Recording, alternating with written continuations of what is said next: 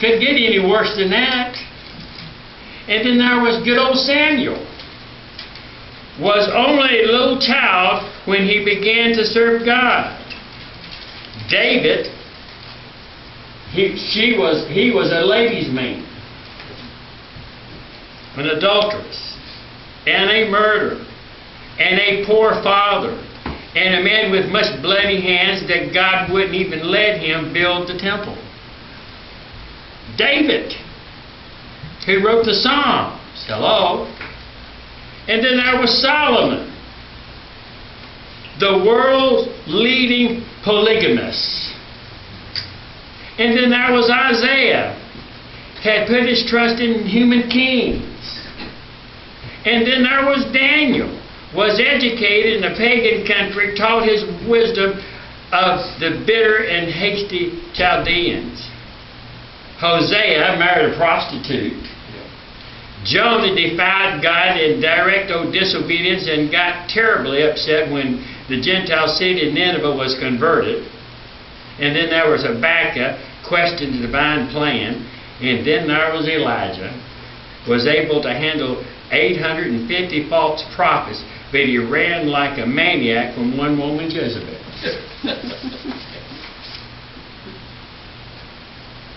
There was the Apostle Paul. He was a former Christian killer. Yeah. There was Timothy, was ashamed of Christ and had to be rebuked by Paul. I mean, let's face it, these are men that God used in a mighty way. Now, they didn't do all this after they were saved, but they kind of did some things even after they became a Christian. But God still uses people when they do stupid things. Thank the Lord for that. If you're following the flow of the people God uses, you'll see a march of unqualified. God uses unqualified people to begin with. And when we come to the apostles, we've looked at 4, I think. And all had different levels of gifts and talents and backgrounds, and yet they all preached and proclaimed and advanced the kingdom, carried the message.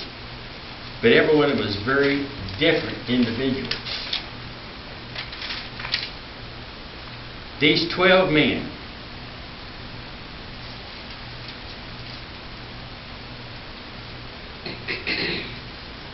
could not find one qualified person to serve him.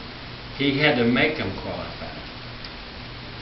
All had problems, all had sin, and they had a list of disqualifications. Peter, and he was a dynamic, strong, bold leader who took charge, planned, strategized, who talked a better game than he played. He had all the answers, he had all the games, he spoke out the loudest, but he had a better game than play. Andrew, humble, gentle, inconsistent, quiet,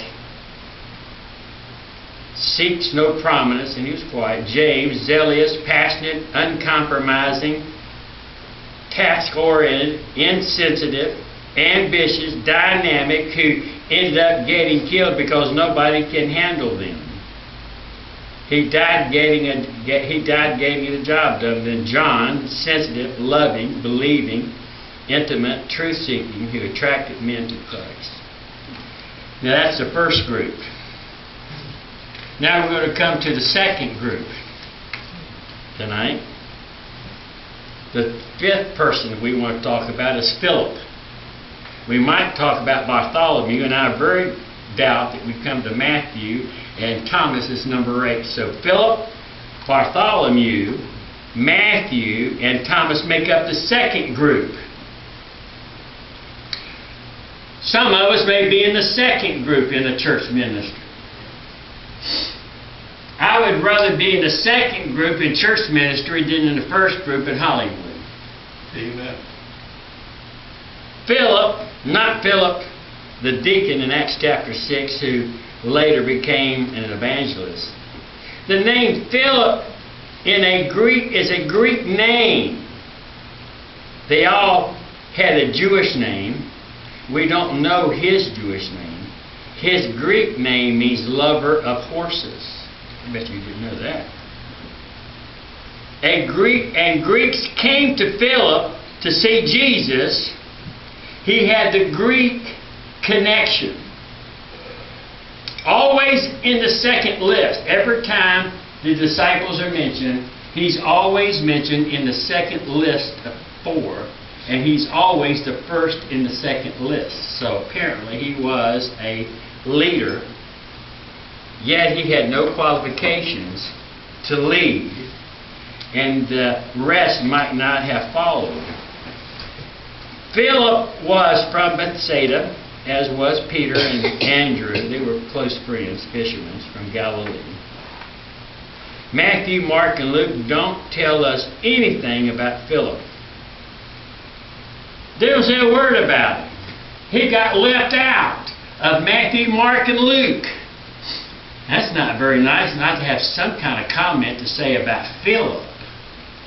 But he was never mentioned. I'm sure later in life he said, you know, Matthew, Mark, Luke never said a word about me. What's wrong with me? I think I should be mentioned at least once, and at least one time. You'd think occasionally the preacher would mention my name. Most of you wish I would mention your name.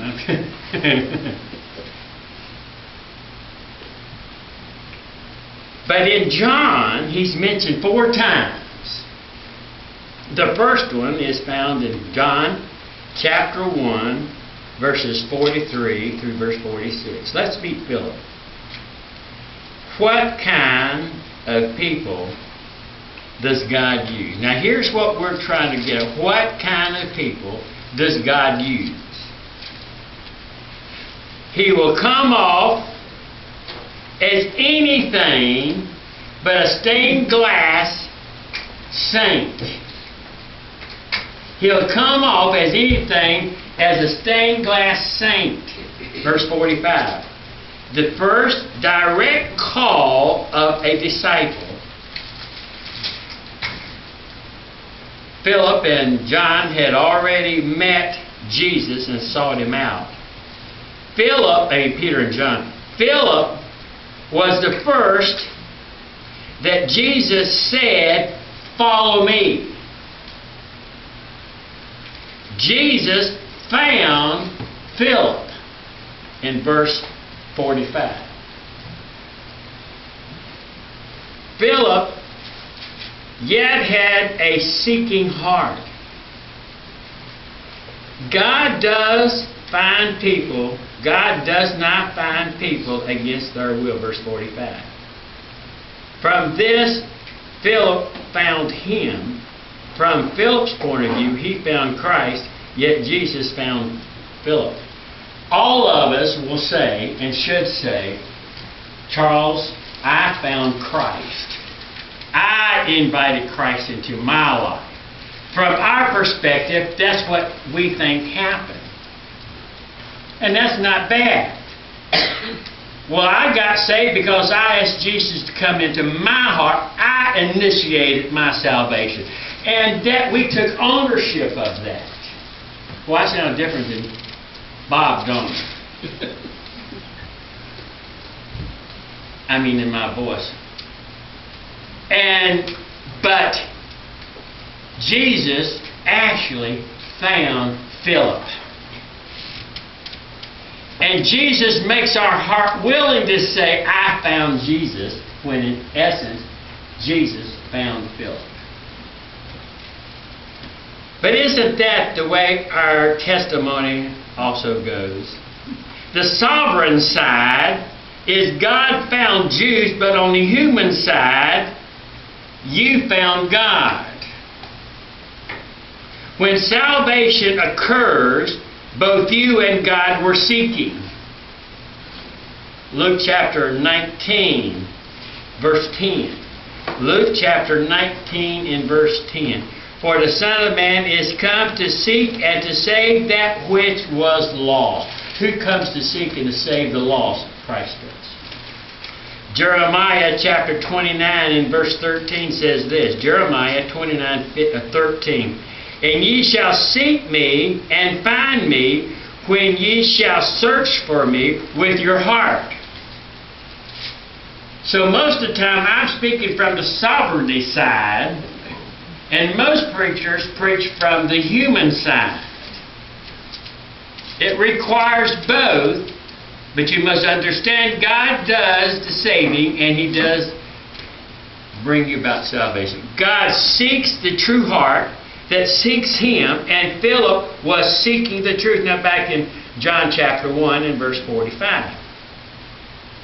Peter must have been studying, Philip and Nathanael must have been studying the law and the prophets and seeking for a Messiah. We found Him. Verse 45. And Philip immediately responded to his own conversation. Philip ran, findeth Nathanael, the Messiah is here, the Messiah is here. Just imagine the excitement, the thrill, the joy that he had in telling Nathanael that the one they had been searching for had arrived. Go and see for yourself. We have found the Messiah. So what do we learn about Philip? Number one, he was a truly religious, God-fearing Jew who was honestly seeking for the Messiah. Secondly, he then found somebody else. Friendship provides the most fertile soil for evangelism. I call it friendship evangelism.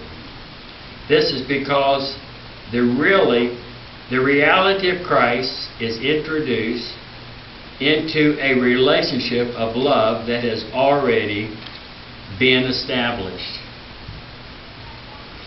It's a rare occasion that when you go door to door visiting, as I have done many, many, many times, and I've tried to lead people to Christ through the screen door.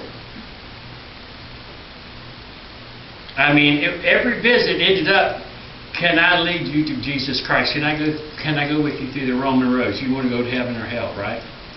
And on many occasions, I've gone through the Roman road, leaving that house, not knowing whatever took place. The best one is when you have friends that you can end up with a relationship. But you don't need to worry about them dying. I used to preach, if you're here tonight, to teenagers and you're lost, and you're riding that motorcycle and you leave this church, and you get out on that street and you have a wreck, you could die and go to hell tonight. You need to get saved right now. What if I said that more than once? If God chooses to save that person, in His time, He'll bring that person to salvation, and he won't die until he gets saved. Amen. Invariably, when someone becomes a Christian,